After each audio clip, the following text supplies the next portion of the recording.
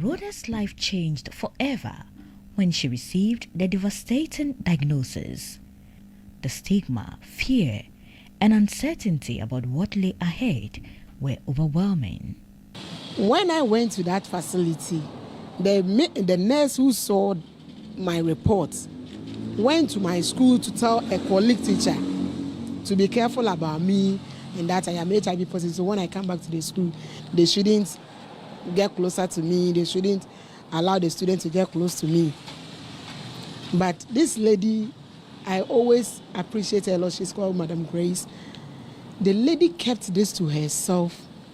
And because of even what the guy told her, she decided to be more close to me. It was just recent, last year, that she disclosed this to me. The fear of being ostracized by her loved ones kept her silent. But she found love, and together with her husband, they welcomed children who are not carriers of the virus.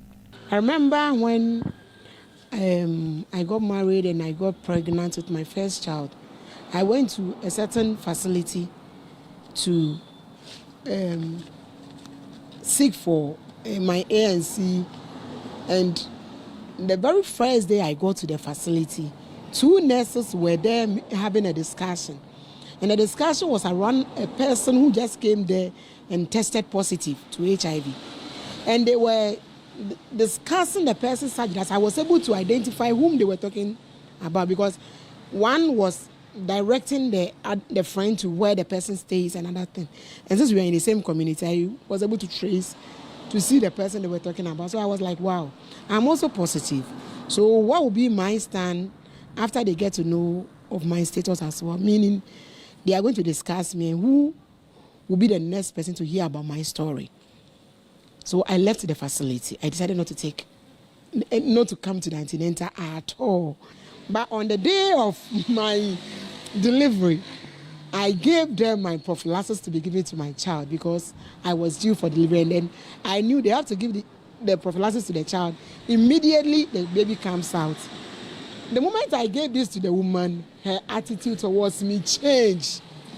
She now became cold. She wasn't responding to me. So when I started having the contractions and was crying for help, she wasn't coming to me.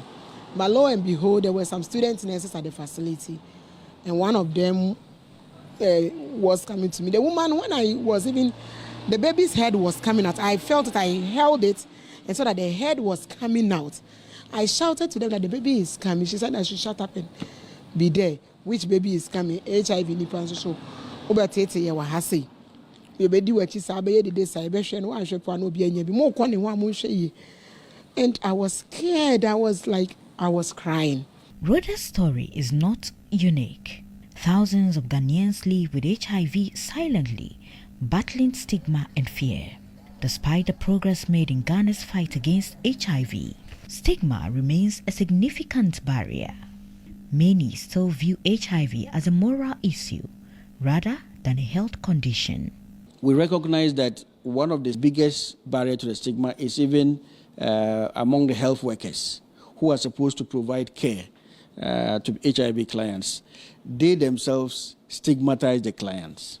And so as charity begins at home, we have come up with some training package for healthcare workers. And we have also engaged with other partners like the Nurses and Midwifery Council.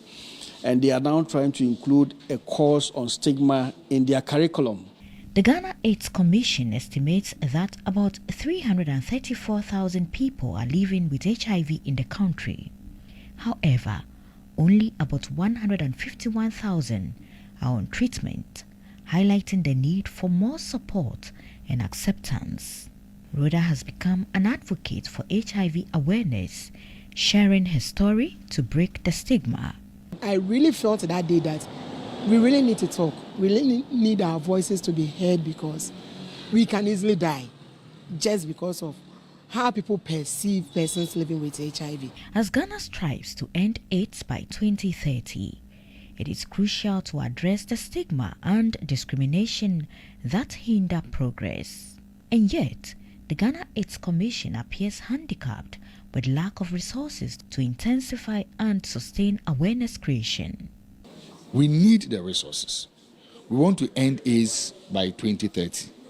Without a dedicated fund to support all the innovations, all the other interventions, there's no way we'll be able to achieve that result. It is important to create a society where persons living with HIV feel valued, supported, and empowered to live their lives without fear. Sarah Penkro, TV3 News, Accra.